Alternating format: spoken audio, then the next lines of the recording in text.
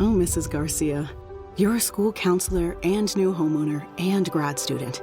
You're an ANDER. National University supports the whole you, so you can focus on what matters most. Learn more at nu.edu. The numbers told the story, they always do. It's one of those idiots who believe in analytics. This is A Numbers Game with Gill Alexander on VSiN. Good Thursday morning to you. It is A Numbers Game at VSiN, the sports betting network, VSiN.com, Game Plus, iHeartRadio, YouTube TV, all proudly brought to you by DraftKings here at Bar Canada at the D. Downtown Las Vegas. Gill Alexander, Kelley, Bydlon. Yeah. What's happening, man? You good? I'm doing great. Got that schedule fever? Yeah, man. Actually, I'm just really... fever. I forgot to send you. I thought I sent you a video yesterday, which I'm now really frustrated I didn't. Kelley has spent the 90 seconds prior to the broadcast today telling me about this thing he sent me yesterday. I'm like, I have no idea what you're talking about. I'm like, I asked it to someone else. Yeah, not me. On the show today, we will talk about a smattering of things. Zach Cohen on tennis. He's got a thought on the NBA draft. He's got a thought on the first overall pick. Yes, he does. Which I did not expect to see coming this morning. Nick Whalen on the NBA. Jonathan Davis will join us to talk hockey. Is he in studio or on table with us? Do we know? I don't think so. Okay, all right. Adam Burke. Now that's a get right there. We'll talk baseball. We'll update the Guardians with him as I steal the Guardians for one more month. We'll do all that. We will also have Steve Fezzik will be on the show tomorrow, but Steve Fezzik has made all of his Week 1 NFL plays. We will share those with you. All of them? He's stopping after today? No, he's not stopping. I don't think he was aware that DraftKings put out week after week of NFL lines. So I think he was just locked into Week 1. This is a little bit what we were talking about yesterday, though. Just the order some of us have all gotten used to, right? The schedule of when things are get posted, odds-wise, when these releases happen. Yeah. We all kind of have to reset our processes. Well, so here's the deal on schedule release. Again, I always refer to NFL Draft Day as Christmas for adults. This is kind of like, I don't know, what's the holiday equivalent? President's Day schedule release.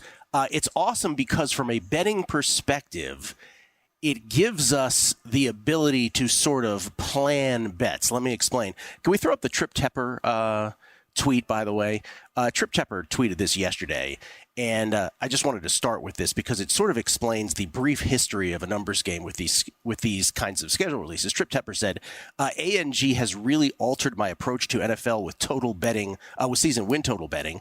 I'd rather bet in-season adjusted win totals or look to the alt-win market this summer. I look for under 90% of the time, not sure the schedule release will trigger even a single win totals bet for me this week. Now, what he means by that is, I, for many years on both the Betting Dork podcast and the Beating the Book podcast, and then the early days of a numbers game, talked about this stock market-like vehicle that I used to bet into, this off-the-grid stock market-like vehicle. I won't give you the name of the financial institution that is no longer with us, but it rhymes with Schmeeman Brothers. And they used to do... I was going to say, pretty sure you've said it multiple times on air before, but okay. And they used to do something over there that was very back of the office, that was not legal, but it was the most heavily participated in betting vehicle you could possibly imagine nationwide on this. And it was essentially before adjusted season win totals were offered in season. Remember, these are only adjusted season win totals in the NFL is only like a 3 or 4 year thing. Yeah. Before that, we had to do it in back rooms, and it was Wall Street style. Anyway, one year I was like the biggest winner. One year I was one of the biggest losers. Like, it was very volatile, but it was awesome. We did it in football, pro, and college.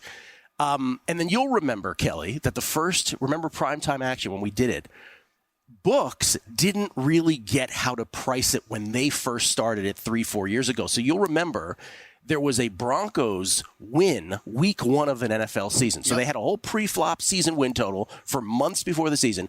They then won a week 1 game that they were favored in, and DraftKings adjusted their season win total by 3 full games. And I was like, you got to bet under on this. This is not how this is supposed to work with pricing. Is that 2 years ago? It's like 3 years ago. I mean, I remember it like it was yesterday because we bet it. We all bet and we cashed it easily. So this is the deal with these. So it's fun to talk about, but the reason we talk about it is to then sort of plan where we might bet.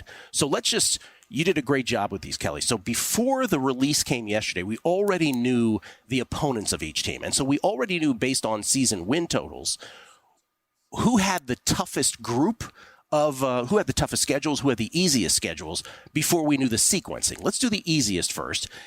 The Atlanta Falcons, we already knew, Kelley, to have the easiest schedule in all of football. A lot of that has to do with the division in which they play, the NFC South. But now we know, based on yesterday's release, how it sort of breaks down. And how it breaks down is that they have a really sort of tough first 3 games, and then it opens up.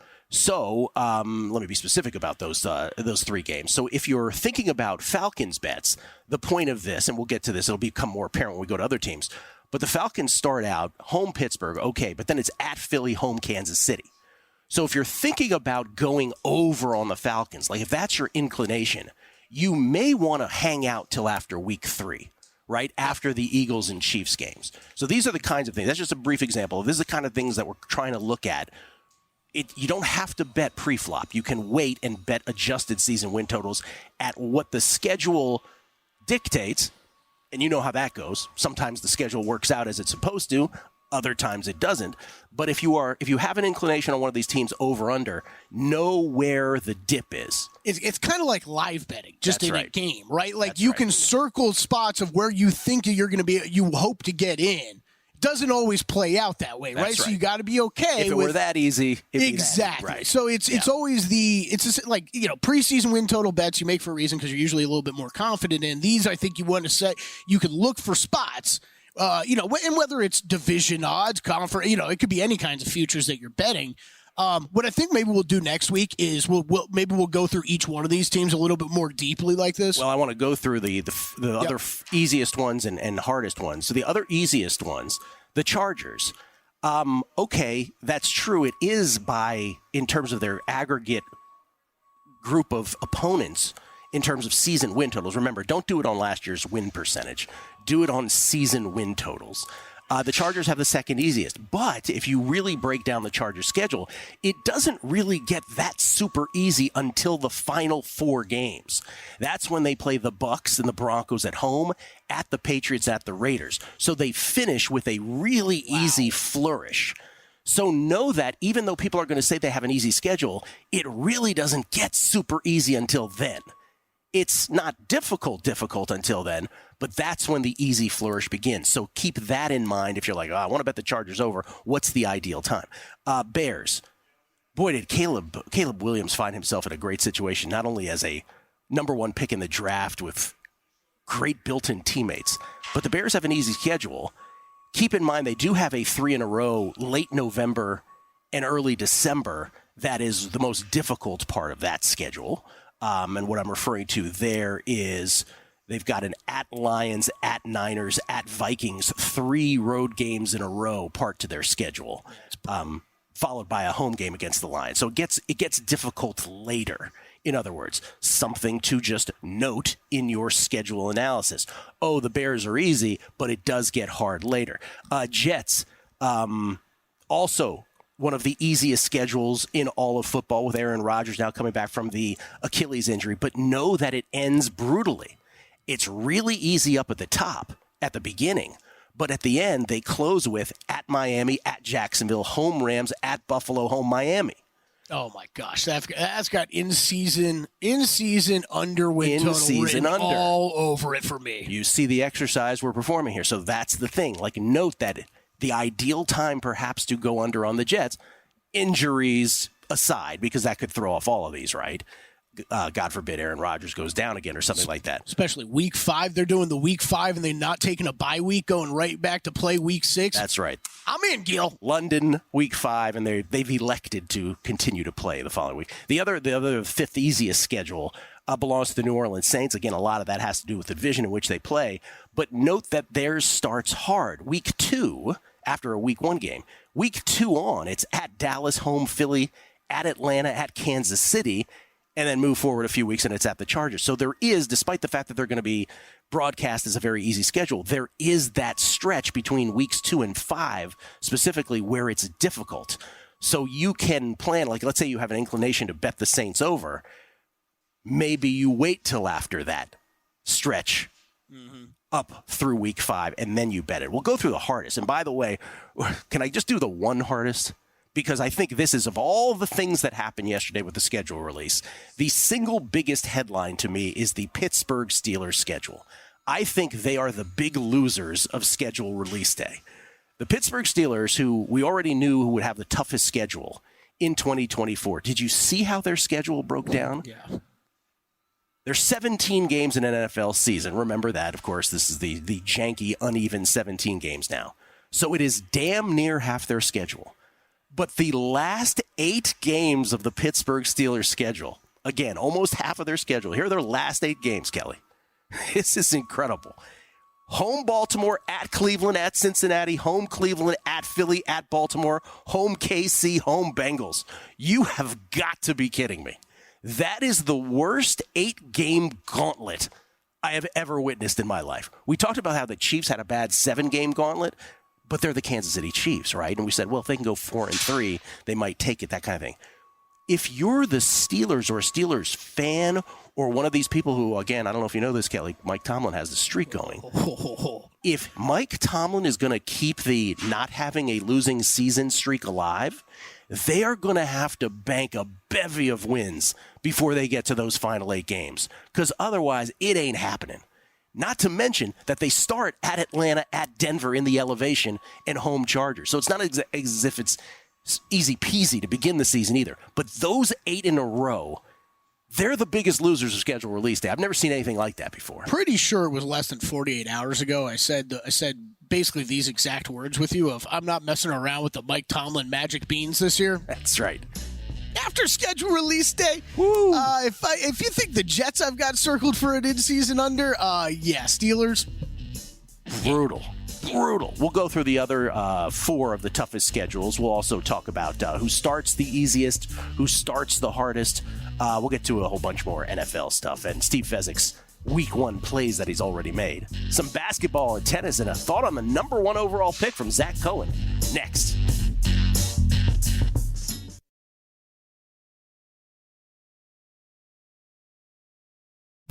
A numbers game on VSiN, the sports betting network. For a limited time only, we're offering our annual subscription at an unbeatable price. Normally priced at $240. You can now grab your subscription for just $199. Sign up today. We'll also give you an extra 2 months for free. That's 14 months. 14 of VSiN Pro access for less than 50 cents a day. 50 cents. When you use promo code ANG. With VSiN Pro, you'll gain instant access to our daily best bets with a leaderboard to see which VSiN expert has the hot hand, betting splits to show you where the money and bets are moving for every game, betting systems, premium analysis, and 24/7 video access. Visit VSiN.com/subscribe today to claim your 14 months of VSiN Pro for only $199 with promo code ANG. Promo code ANG as in a numbers game. We are slashing prices here, folks. Spring savings time over at VSiN. Got to use that promo code ANG. Get all the incredible stuff that Zachary Cohen writes about every single day up on the website. Wow. That's VSIN.com/subscribe. You would make a spectacular used car pitchman. Thanks, man.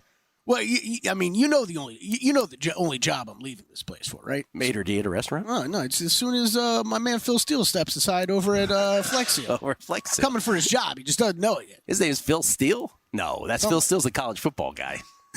What do you do, Phil Steele? What's that guy's name? Flexio. Yeah, Flexio. You'd be great at it. By the way, I just want to point this out, Kelley. I just want to brag a little bit about this. May I brag? Phil Swift. Phil Swift, thank you. No relation to DeAndre. Or Taylor, as far as we know. The number of Elizabeths and Alyssas and Lisas who have liked my tweets over the last 24 hours. Yep. Oh, my God. It's all genuine humans, all of them. There's got to have been 150 Elizabeths and 475 Amy's in the last 24 hours. Way to go, Elon Musk. Nice job. So many Elizabeths. I'm also crushed now that I just Googled Phil Swift's name, and apparently Jerry Seinfeld's coming for that job too, apparently. Oh, you're toast. Sorry. This is the hell. My hopes and dreams just came crashing down. By the way, if you think Kelley is like joking about how deflated he is right now, he's not joking. This is awful. Wow. Because he'll get it over you. Yeah. I am cheaper. I promise you I'm cheaper. Zach Cohen joins us, everybody. He is a VSiN senior writer. You can follow him at one of the great Twitter handles there is, Betting on X. And he comes to us now. VSiN senior editor and writer, I should point out. Betting on X. He comes to us courtesy of the Progressive guest line. Zach, how you doing, man? Doing well. How about you guys? Doing very well, man. I hope your clay season has been better than mine. Mine has been kind of meh, giving back some units. How about yours? Yeah, overall clay season's been really good, but I've had a tougher roam than I did in Madrid and Monte Carlo. I have one play today. I am on Danielle freaking Collins. Plus 133. You can get her better, a few cents better than that right now, going up against Arena Sabalenka a little later on. You, sir, do you have any tennis today? I was on the wrong side of that Hubie match, which was just, an out-of-body experience watching Hubie in a break fest like that. He went up a break in that third set and just couldn't get his first serves in, so that was a tough loss. I am on a parlay a little bit later with Stefanos Tsitsipas money line with Collins plus 4.5. I wanted a little bit of action on both matches, but wasn't willing to lay the games with Tsitsipas or take the 2.5 with Collins. I needed a little bit more than that. But if I like something in that match, I do think that Collins is the right call. I just think the way she played against Azarenka, moving her all around the court and just really bullying her just right from the center of the court was really impressive. I think these slower conditions will also, play into her favor a little bit more than they did in Madrid. Yeah, and she is ornery. You ever watch a Danielle Collins match, by the way, Kelley? Mm-hmm. Feisty. If you're against her, you hate her, right? She's just so funny. But if you're on her, oh my God, you love back. Retiring? She's retiring. She says she's retiring. It's her greatest year ever. That's a shame. A lot of folks. She's workshopping a new fist pump where she pulls it back in. She's just the most intense player you'll see in any sport. Workshopping. We'll see how it goes for her. See if that brings her back into the game. Dominic Thiem is retiring. Camila Giorgi just retired. A whole bunch of players. All right, Zach, any French Open plays before we move on? Yeah, it's a really tough tournament to handicap, which is funny because we're doing a French Open guide this year, and which will be out on either Monday or Tuesday. So it picked a good year for that with everybody injured. But I do think Iga on the women's side, that's where I'm going to go with it. And I think on the men's side, maybe just kind of sprinkle the board with, Casper Ruud, Stefanos Tsitsipas. I could even be talked into Daniil Medvedev at 20-1, and just because of what we're seeing on the men's side with injuries. I guess I do think that if we hear some positive stuff out of the Alcaraz camp, maybe I'll take a bite at plus 200, but it's a little bit hard knowing that he might not be able to rip that forehand. Yeah, and I still think Djokovic is the sneaky, freaky brother sneaking in from the rear. I just think he is laying low, and yes, he was hit with a stray water bottle on his head, and then he had that just a completely uneven performance against Tabilo. But that's not enough for me to just take him off the board for me. We'll see. I think what I'm nervous about with Djokovic is that he fired Ivanisevic or parted ways, whatever it was, and now the hold percentage is down at 83%. Ivanisevic has been credited with getting that hold percentage up, with reworking that serve, and I wonder if it's something where, that serve motion was hurting his elbow or something like that we just don't really know. I just think that might not be a coincidence that the serve hasn't been as good since he changed coaches. Yeah, could be. Could very well be. All right, so here's the deal. And again, a men's side that has injuries with Sinner, with Alcaraz. We don't know if Nadal's playing, so it's never been this much up in the air as it has been for years now. NBA last night, Celtics get the gentleman's sweep against the Cavs. Amazing that ended up right on the number after the Cavs looked like they might even be able to pull off an upset at one point. And then of course we had the series that I just cannot wrap my arms around. The Mavericks take the 3-2 lead in the best of 7 series against the Thunder as they take home court back now, headed to Game 6 in Dallas. They win it 104-92 yesterday as 4.5-point dogs.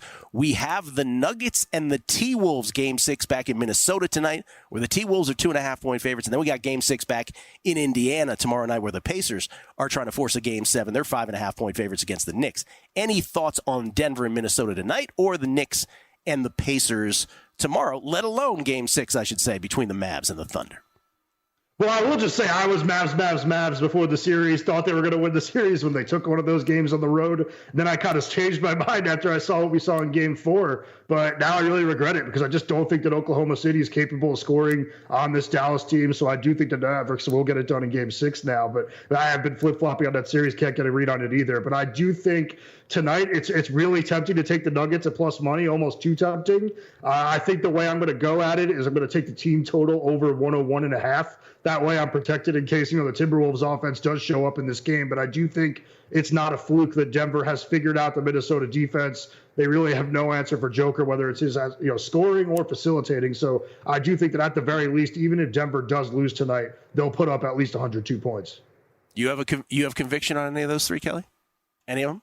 I did bet the Mavs for the closeout game after last night. I think that's, as you brought up, Zach, I think from the Maverick side of things, of just what's been most impressive so far, really has been the defense. I don't know about everybody else. Sure felt like I was watching a very different Luka Doncic last night. If he'd been riding on the good stuff through 4 games, he got the better stuff for Game 5. The good stuff. Yeah, he was looking a little bit more like Luka Doncic. Yeah. All right, Zach, I didn't think we would be talking about this today, but you have a thought on the number 1 pick in the NBA draft, June 29th.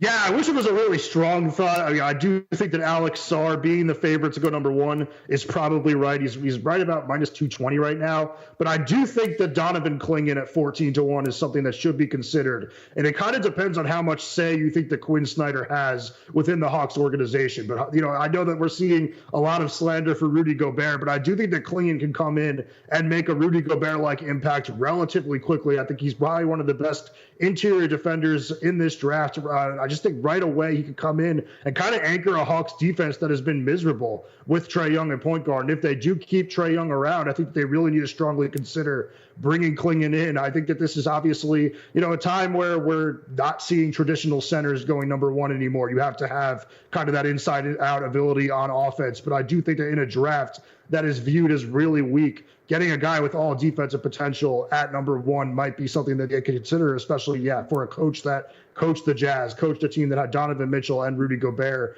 to a lot of success in a tough Western Conference. So I just think it's something that's going to be considered. And I also think Clingan, it's the NBA Combine. Take it for what it's worth. He has shown the ability to kind of step out and make some threes. All right, there's a thought. Donovan Clingan, 14-1. The third shortest shot, if you will, behind the two Frenchmen, Alexander Sarr and Zachary Rissachet, who are both close to, I should say Sarr is the favorite now, minus 210. He's taking some money. Rissachet is at plus 210, but Clingan, 14-1. I misspoke. I said June 29th. It's actually June 27th. How dare you? For the NBA draft. Pardon me. For people that are, probably unaware, Zach does, one of the guys who does a lot of the international scouting work throughout the offseason and during the season. So a man who knows a thing or two about this. Who's the best international player of the bunch, Zach, in your opinion? I think Topic is going to be really good. There's some concerns about his jumper, but I think he's unbelievable. Nikola Topic. Is going to be Get ready. Jokic, Topic, let's go. We have a Nikola Jokic, a Nikola Jovic, and now we will have a Nikola Topic. That'll be fun. Zach, thank you. Appreciate it. Good luck today, man. Thanks, guys. We'll come back. We'll update the PGA where Xander is doing his thing because, of course, it's the first round. What, he lost? The numbers told the story, they always do. It's one of those idiots who believe in analytics. This is a numbers game with Gill Alexander on VSiN. Hour number 2 of a numbers game at VSiN, the sports betting network, VSiN.com, Game Plus, iHeartRadio, YouTube TV. However you're taking us in, we appreciate it. It's Gill Alexander. It's Kelley Bydlon. It's a numbers game. Bar Canada at the D. Still to come this hour. We are going to talk to Jonathan Davis on the NHL playoffs. Looking forward to that. We'll get Steve Fezzik's Week 1 plays in the National Football League, and Nick Whalen standing by as well. Adam Burke as well later on. What are you nodding about? Nothing. Nothing? Oh, okay. Just curious. That's my nod of I'm talking to the crew right now, Gil. I'm sorry. Please continue. I'm sorry. I just bet Scotty Scheffler, by the way. Oh, you did? Yeah. All right, cool. I bet Scotty Scheffler because... Did you get a little longer number? Little bit. Not too much. Yeah, no, I expect... That's what I would expect. Yeah, because right now, again, at the PGA, Xander Schauffele, 5 under through 9. He's got the one-stroke advantage, 5 under through 9. One shot lead over Tony Finau. Let's go, Tony. It's your boy right there. Got top 10s on both those guys. Let's go. All right, Finau. Not even really my boy, but he was that guy of I'm like, all the numbers say he should be good this week, but his putter, as it is for how much we've talked about Tony Finau's putting before, it's real bad right now, real bad. For those wondering where the crack man is, you know where the crack man is, Kelley? Any idea? I don't know. Arizona? New Jersey. He's got to be in New Jersey. He left the state to go make bets on the NFL schedule release because they're taking more money out of state. Good on him. Than they are here in Nevada. Good for you, crack man. He'll be back next week. What's he bet? I don't know. Maybe he wants to bet him first and then let us know. We'll get the Fezzies coming up. Ladies and gentlemen, comes to us courtesy of the Progressive Guest Line. He's at RotoWire. He's Nick Whalen. You can follow him on Twitter at Whalen. Substitute the number 1 for the letter L. How you doing, Nick? Doing well, guys. Just another great weekend in the sports calendar. We got some huge NBA this weekend. Obviously, we got the PGA ongoing. I do identify, by the way, with Tony Finau as a horrendous putter. You can say the same thing about me every weekend as you can Tony Finau. So I just want to give some support to Tony. That was very modern day of you too. That you identify as a poor. No, putter. you kind of golfers are annoying. Like I'm the guy that's like, no, if it takes me less than 5 shots to get to the green, that's where I'm happy about. Oh, you're excited. The putting, I don't care about. How many times have you seen a pro golfer just be so upset with a shot of theirs, and you're like, if I could have done that, I would be so happy. Yeah.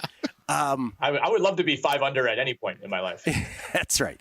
Before we get to your NBA thoughts, this is fun with the NFL schedule, is that the notion of Survivor comes up as well. You have actually given this some thought for week 1.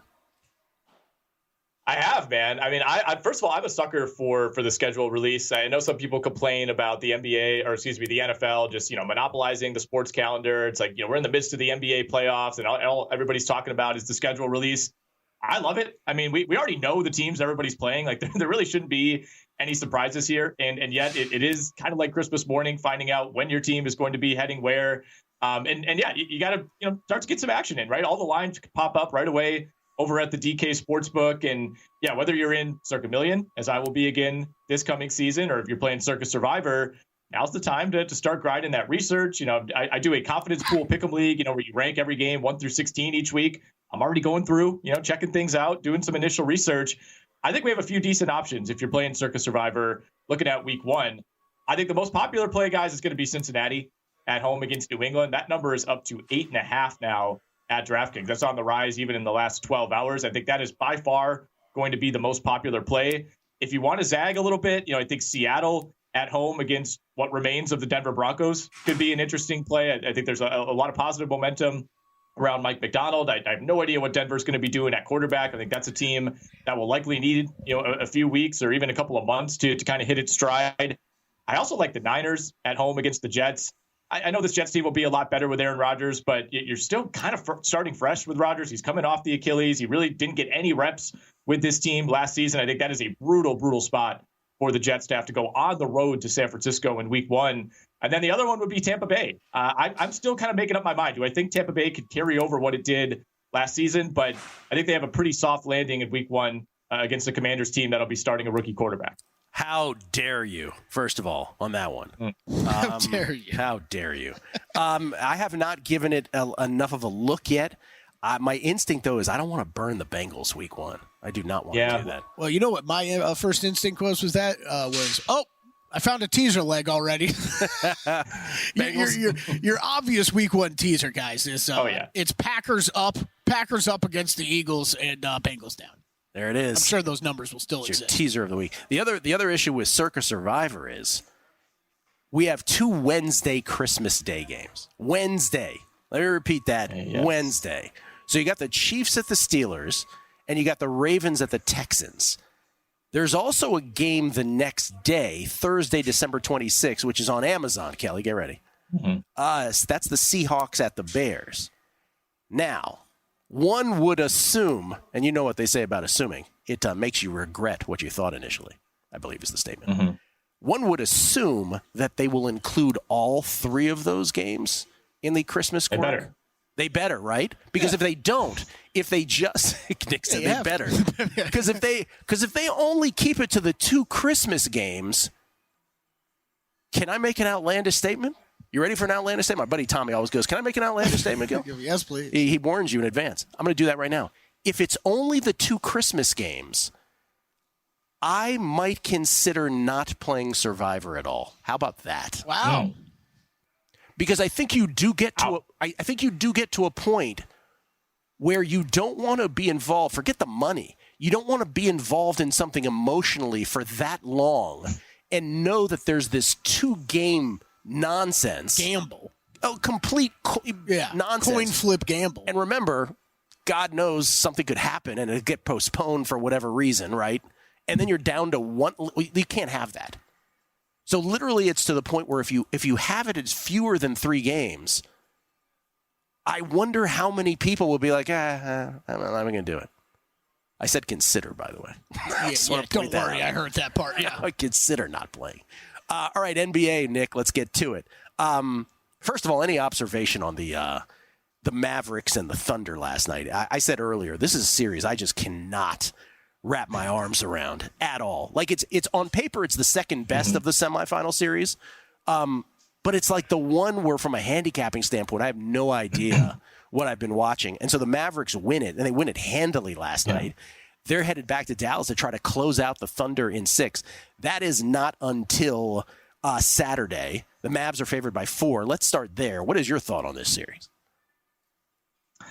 So I have been a Dallas bettor, guys, throughout this playoff run, and I had Mavs in 6 in this series. Now, we have a chance to of course, cash that on Saturday, but I'm with you, man. I've had a really tough grasp or a tough time getting a grasp on this series, specifically from a player prop perspective. I really thought this would be a series where Kyrie Irving would be able to feast. There'd be all this attention paid to Luka Doncic. And instead, OKC has adopted this strategy of throwing hard double teams at Kyrie Irving, especially over the last 3 games in the series. And for the most part, Kyrie has just kind of sat back and made the right basketball plays, right? I mean, he's got 9, 11, and 12 points, I believe, over the last 3 games. He's just not really attacking those double teams with as much aggression as you'd expect from a guy like him who's comfortable, making and taking tough shots. And, it's led to Dallas relying more on their role players, which in round 1 did not go well. They could not identify a consistent third option whatsoever. But the combination of PJ Washington, Derek Jones Jr., Tim Hardaway has reemerged, as a guy who they can depend on now off the bench. It's a dicey strategy, I think, over the course of a series to essentially kind of be okay with Kyrie Irving just taking a big step back as a scorer. And part of the reason this series was 2-2 going into last night, guys, was because Luka Doncic had not played like Luka. But when you get a 31, 11, and 10 game with 5 threes from Luka Doncic, like we finally saw last night, that makes that strategy a lot more difficult to execute if you're OKC. So I wonder if we see a pivot on Saturday. Do they throw a different defensive strategy out there? Is this an opportunity to unlock Kyrie Irving? But I would love to take Kyrie over 20.5 points. I mean, his points prop, guys, is down like a full 5 points from where it was at the start of the series. But at the same time, there's just been so much game-to-game variance that I feel like I need to back away. Yeah, Nick, I was the guy last night who did it. I shot for Kyrie 25 plus because, like you're saying, like it's dropped so much. It's so tempting, but it might get unlocked after what Luka did last night. Watching him when he's hitting the step back threes, that's what was front rimming for about 2 weeks. And now that those are going in, watch out. Was the opposite of a Steph Curry beautiful 3 is the Luka. I'm just going to shot put this up there. Oh, look, it went in. Tonight, Nuggets T-Wolves, Game 6 back in Minnesota. Minnesota trying to stave off elimination. They're favored by 2.5. 205 is the total. What do you got here? Guys, I'm back on Denver. And, I myself, like everybody else, is kind of flip-flopped 2 or 3 times in this series, right? I mean, when Denver goes down 0-2, we start to write their obituary and start to coordinate the Minnesota Timberwolves and start to look ahead and say, man, maybe they could beat the Boston Celtics. And now you fast forward a week, and we're right back to where we were at the start of this series, where everyone's back on the Denver Nuggets.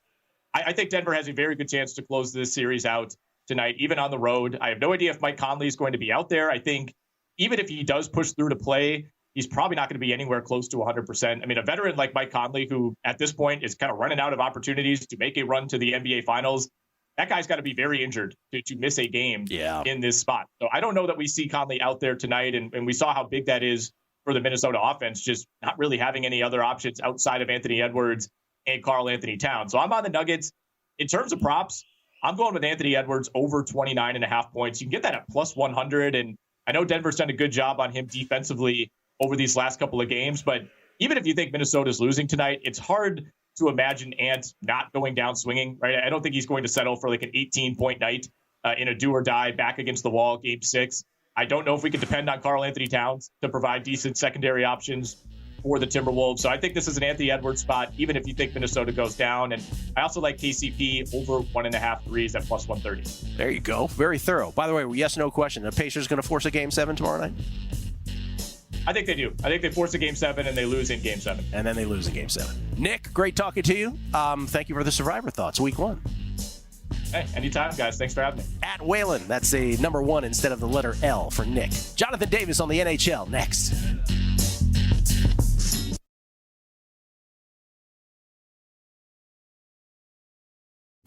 A numbers game on VSiN, the sports betting network. For a limited time only, we're offering our annual subscription at an unbeatable price.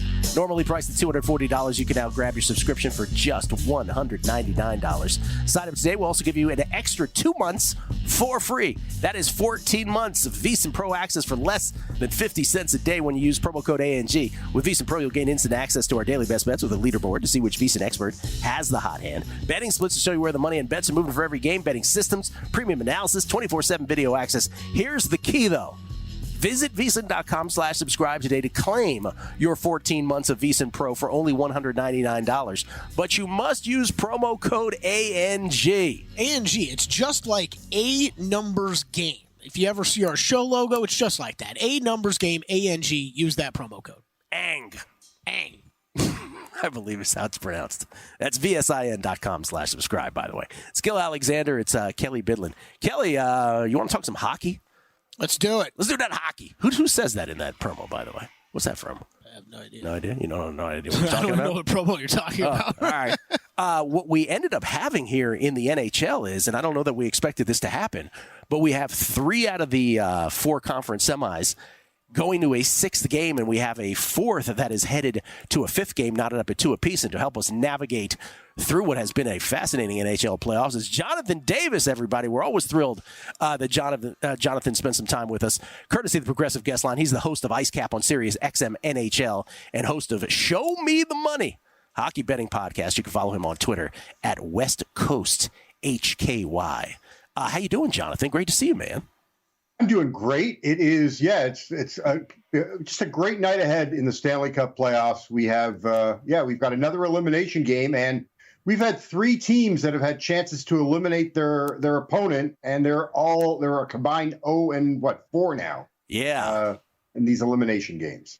Yeah, it's hockey, man, and none of these have ended. And so we have, as you talked about, we have one more chance at this tonight.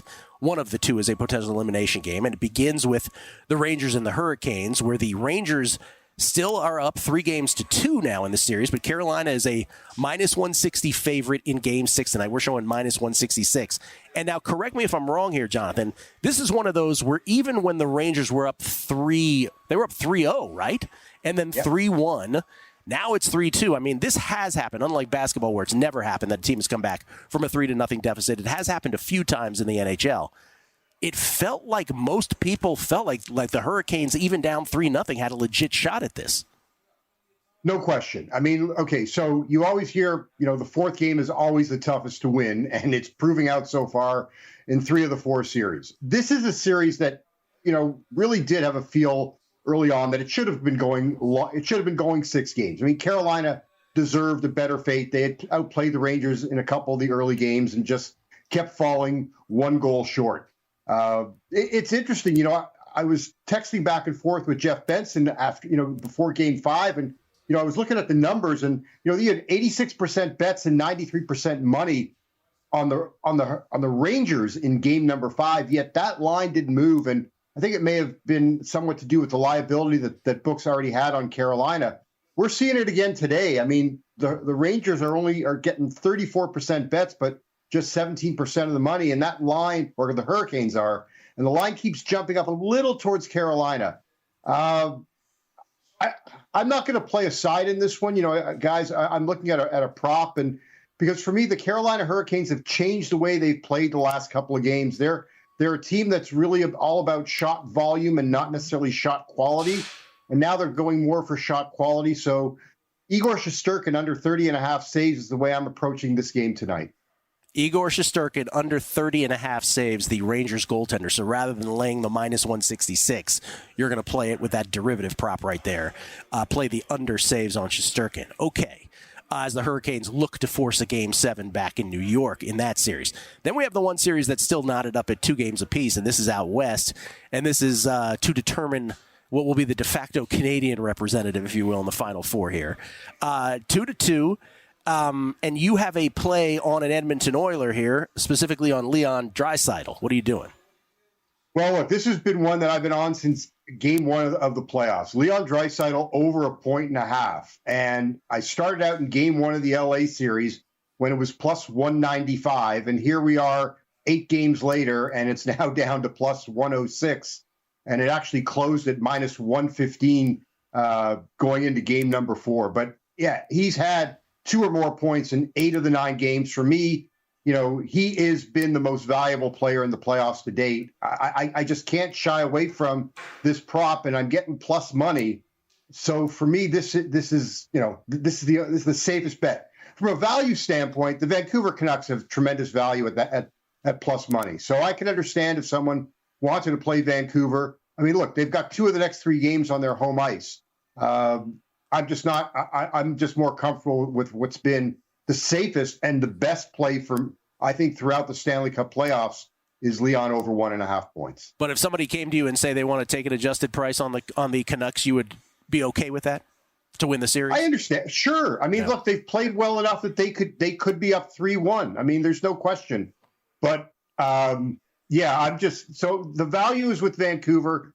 But for me, again, like I say, how can you go away from a guy who just continues to dominate on the ice? All right, so the 2 props today from Jonathan Davis, Igor Shesterkin under 30.5 saves for the Rangers tonight, and then Leon Draisaitl of the Oilers over 1.5 points in the Oilers-Canucks Game 5 back in Vancouver. We won't be able to talk to you before tomorrow's 2 Game 6s, but I wanted to get your thoughts. Bruins staved off elimination. They are back on their home ice for Game 6, trying to knot up their series against the Florida Panthers at 3 apiece.